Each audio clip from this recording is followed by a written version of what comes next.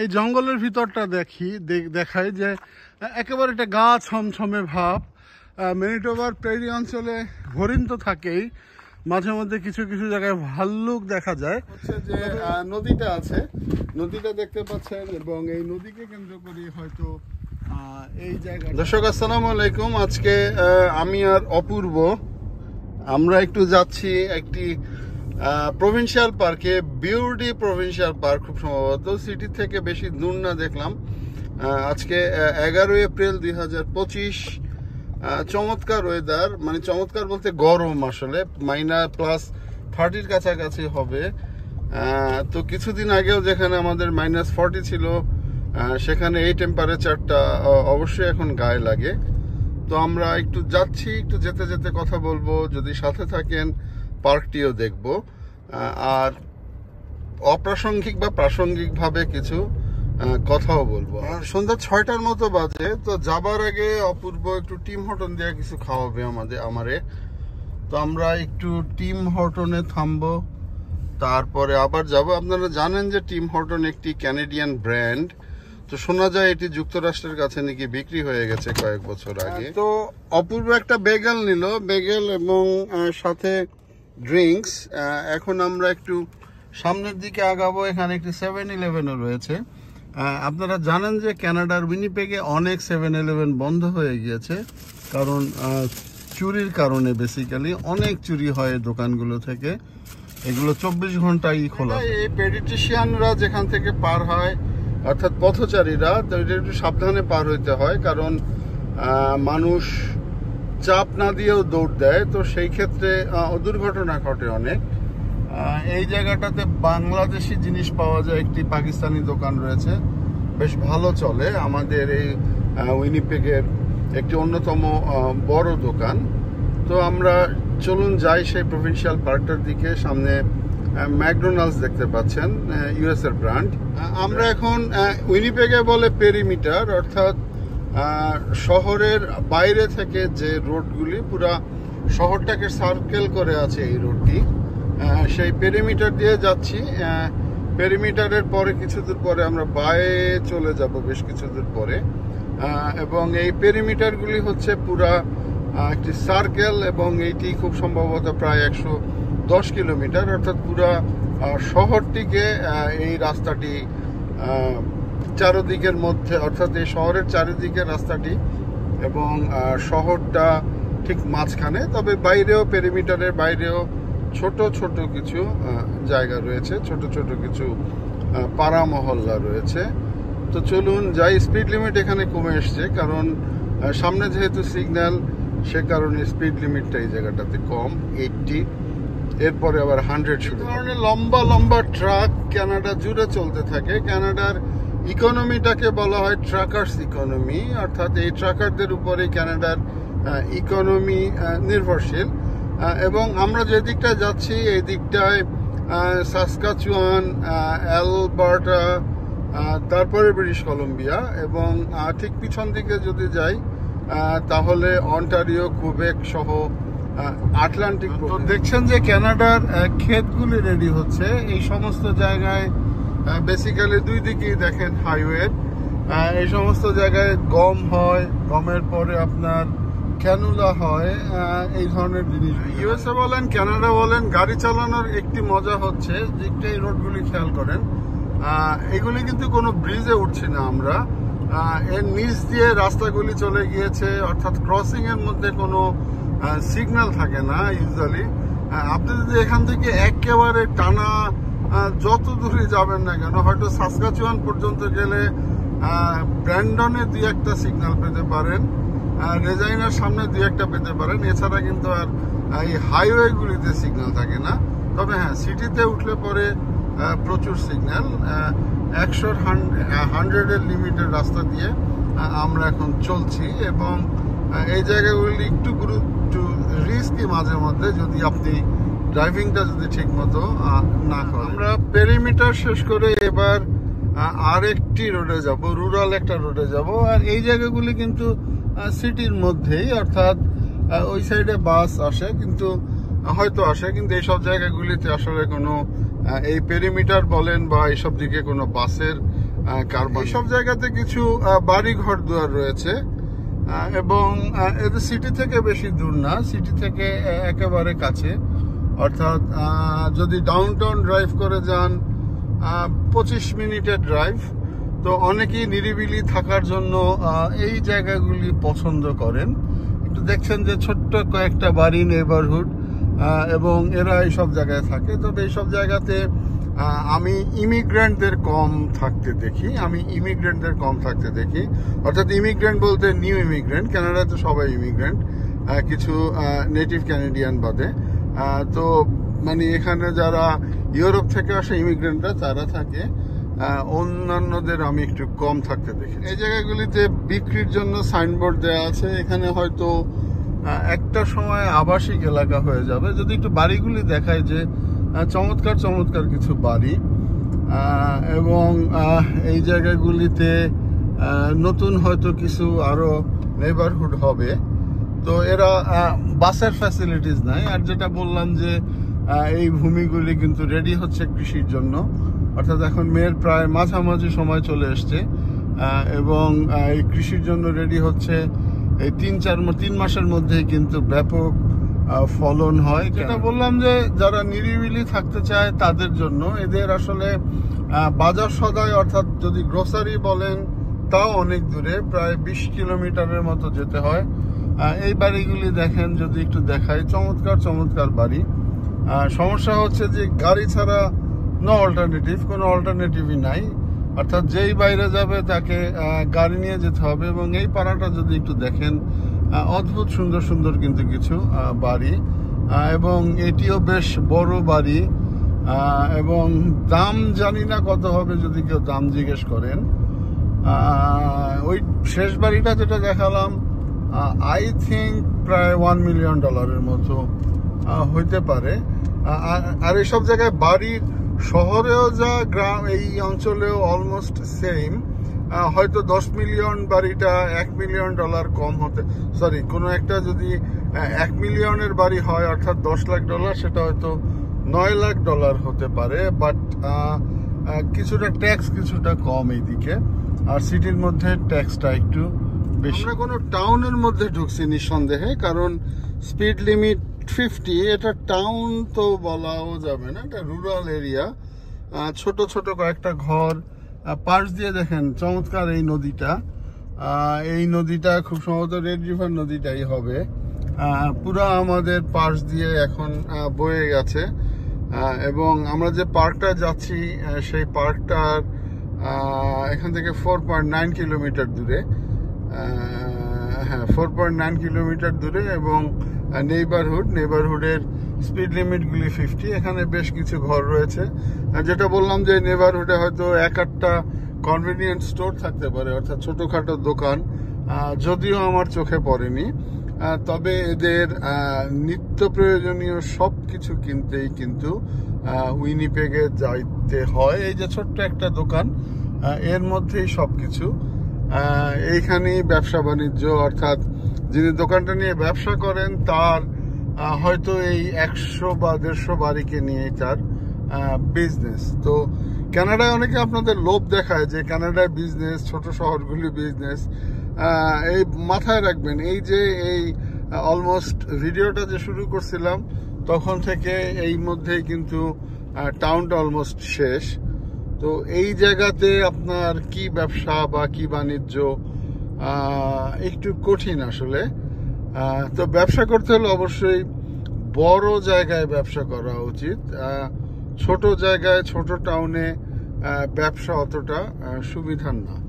না, আমি এই টাউনটা আসলে আগে কখনো আসি নাই, তবে সুন্দর লাগছে আমার কাছে। ছোট্ট একেবারে, নামটা ভুলে গেছি। এলাকার মানুষজন আমার ক্ষমা করে দিয়েন, গুগলে দেখলে পরে হয়তো দেখা যাবে, কিন্তু আর এডিটের সময় আমার নামটা আর দেওয়ার দরকার নাই। এবং ওই দিকটায় নদী, আর এরপরে আবার শুরু হয়েছে সেই গতানুগতিক জমি। এই জায়গাগুলিতেও হয়তো ভবিষ্যতে এই টাউনটা হয়তো যদি বাড়ে তাহলে হতে পারে এইখানে ফাঁকা ল্যান্ড। আমরা 2-একটা ফর সেল দেখছি বিক্রির জন্য, এবং আছে ফায়ার ড্রেন গুলি আছে, কিন্তু খেয়াল রাখবেন যে কানাডায় আগুন নিভানোর জন্য প্রত্যেকটা জায়গাতে এইভাবে ফায়ার ড্রেন থাকে, এবং এইসব জায়গাতে 911 এর রেসপন্স টাইম আমার মনে হয় 10 মিনিটের মধ্যে চলে আসতে পারে পুলিশ। নিরাপত্তা বা এই জাতীয় কোনো সমস্যা থাকার কথা না। আমরা আমাদের ডেস্টিনেশন থেকে 1.5 কিলোমিটার দূরে আছি। এই পার্কটা আসলে আমরা কখনোই যাই না, এই প্রথম। কিন্তু এই গ্রাভেল রোড দিয়ে কানাডার অনেক রাস্তা কিন্তু এইভাবে এই গ্রাভেল রোড থাকে, যে সমস্ত রোড দিয়ে মানুষজন কম চলাচল করে সেই সমস্ত জায়গাগুলি এমন। আমরা পার্কটার কাছাকাছি চলে এসেছি।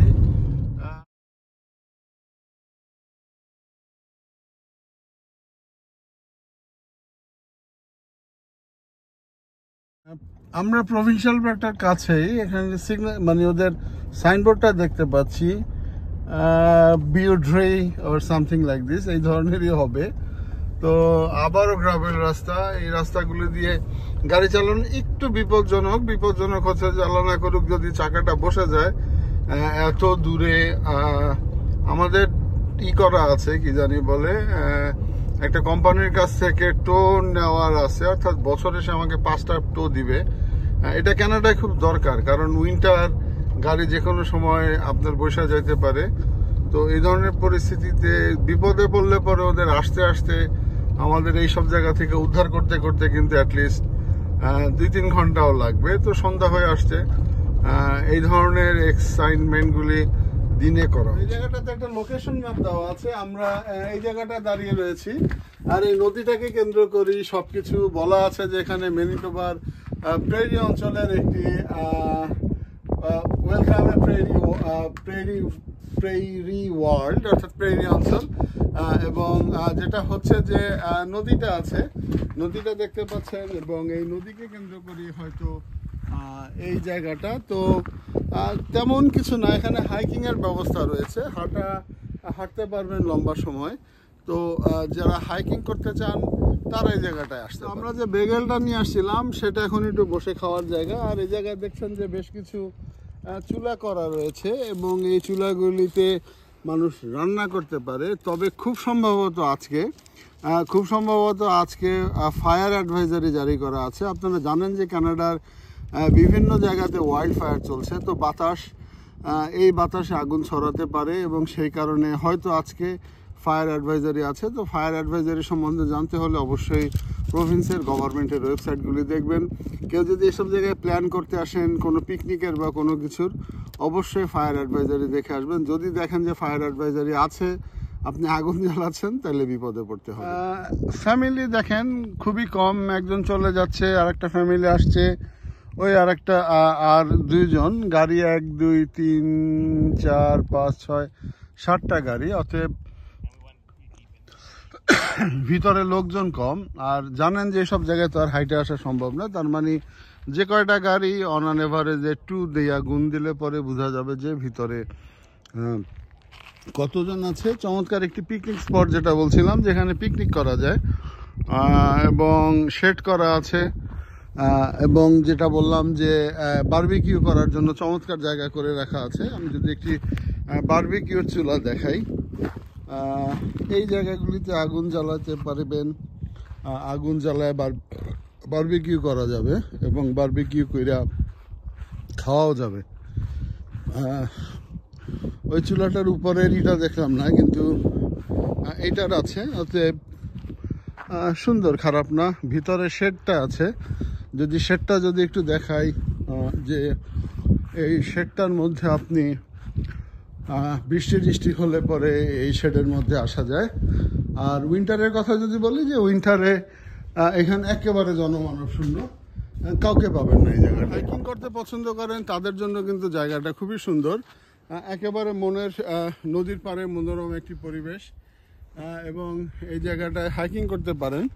তবে আমরা আসলে আমি ব্যক্তিগতভাবে হাইকিং লাভার না, তো যার ফলে আমার কাছে এইভাবে হাঁটতে পছন্দ না। কিন্তু যারা হাঁটতে পছন্দ করেন তারা অবশ্যই এই জায়গাটায় আসতে পারেন, এবং এই জায়গাটায় এসে বিকালবেলা সন্ধ্যাবেলাটা হাঁটবেন। আর যেটা দেখাচ্ছিলাম যে লোকজন কিন্তু নাই, একেবারে খুবই কম লোকজন, এবং যারা আছে তারা হয়তো ভিতরে আছে, হয়তো আর 4-5টা ফ্যামিলি হয়তো ভিতরে, বা 4-5টা গাড়ির লোকজন ভিতরে থাকতে পারে। তো আমরা ঢুকতেই বলা ছিল যে এখানে ম্যানিটোবার সবচেয়ে পুরান এবং লম্বা গাছগুলি আছে। তো আমরা দেখতে পাচ্ছি যে বেশ লম্বা গাছ। তো এটাকে হয়তো অনেকে বলবেন যে লম্বা গাছ আর এটা কি হলো, কারণ এটা উইন্টারের জায়গা, -40 থাকে প্রায় সময়। তো সেই সব সময় তো আর গাছের বৃদ্ধি হয় না বা কিছু একটা।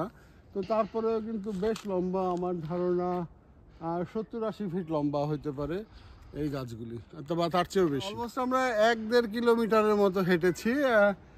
এইসব জায়গায় গাছগুলি দেখছেন, গাছগুলি হয়তো বাতাসে বা কিছুতে পড়ে গিয়েছে, কারণ কাটা গাছ না, কাটা গাছ দেখলে বোঝা যায়। তো আমরা এবার আস্তে আস্তে ব্যাক করব, কারণ সন্ধ্যা হয়ে গেছে। সন্ধ্যার পরে এই জায়গাগুলিতে থাকা ঠিক না, নিরাপদ না বলবো না, ঠিক। এই জঙ্গলের ভিতরটা দেখায় যে একেবারে একটা গা ছমছমে ভাব। ম্যানিটোবার প্রেরি অঞ্চলে হরিণ তো থাকেই, মাঝে মধ্যে কিছু কিছু জায়গায় ভাল্লুক দেখা যায়। তবে এই এলাকাটায় কোনো সাইন নেই, অর্থাৎ ডেঞ্জার সাইন নেই, যার ফলে এগুলি থাকার সম্ভাবনা, বিশেষ করে ভাল্লুক থাকার সম্ভাবনা একেবারে কম। তো আকাশে মেঘ দেখছেন, মানুষজন চলে আসছে। যেমন আমরা কিছুক্ষণ আগে দেখলাম একজন চলে গেল, এরা বেশ কিছু দূর হেঁটে এসে তারপরে এই জায়গাটায় বসছে। তো আমরা পার্কটি ছেড়ে চলে যাচ্ছি আজকে। তো আমরা ফেরার পথে একটু আরেকটা জায়গা দেখায় যে পুরা চাষের জন্য প্রস্তুত হচ্ছে। এইসব জায়গায় চাষ কিন্তু জাস্ট একদিনের মধ্যে মেশিন দিয়ে করে ফেলে এবং লোকেরই প্রয়োজন হয় না। আমি আজ পর্যন্ত আসলে কানাডার কৃষিভূমিতে তেমন কোনো লোক দেখি না। যখনই দেখি এভাবে খাখা করে, কোনো লোকের প্রয়োজন হয় না। তো এই হচ্ছে অবস্থা। গম হবে খুব সম্ভবত এইসব জায়গায়। একটু ভিউটা যদি দেখাই যে চারিদিকে ক্ষেত, মেঘলা আকাশ। In 100 meters, turn left onto 427 Road, Wilkes Avenue. যদি একটু ভিউটা দেখাই, চারিদিকে গমের জন্য প্রস্তুত হচ্ছে ক্ষেতটা।